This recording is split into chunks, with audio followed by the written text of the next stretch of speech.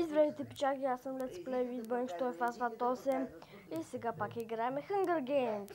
Това е последния клип, който съм наваксал, може би, не знам. Да, това е последния. И сега почваме.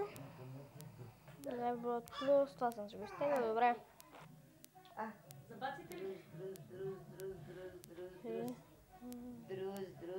Тръгваме. Миналия клип започнахме добре и се изложихме просто.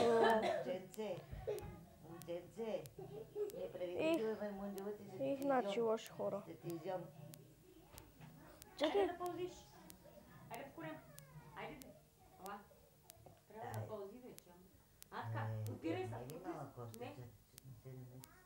Айде давай. Давай. Ала. Оф, така да бягаме. Гледайте тук колко такива имало. На път някъде тук се качи. Мале, всички тръгнаха на там завода. И като си взема компютър и си взема истинския премиум Майнкрафт, мисля и тук си взема VIP, не че и на истински няма качвам. Ще видя, но ще ми струва пари екшън, но аз защото с него мисля да снимам. Тествах и ми добре, ми беше хубав и ми експлодира компа, просто лаптоп. Но сега, като имам хубав компютър, като имам всичко хубаво, GTA ще ми вари направо с 30, 40, 50 FPS минимум някъде. Да, 50 FPS минимум ще ми върви GTA 5. Направо ще е the best.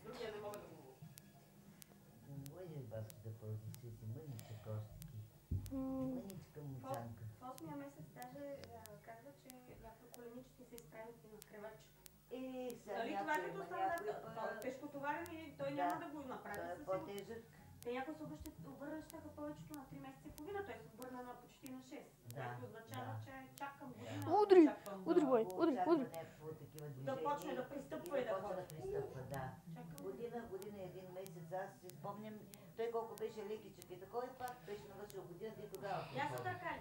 Айде търкали се. Има време за още една игра. Не ми пука. Много често се излагаме вече. Може така да се търкова. И това е движение, така. Оф, ми пука, бе, това беше хора. Абонирайте, лайкайте, субскрайбите и до скоро. Аз има повече. Иначе, чао.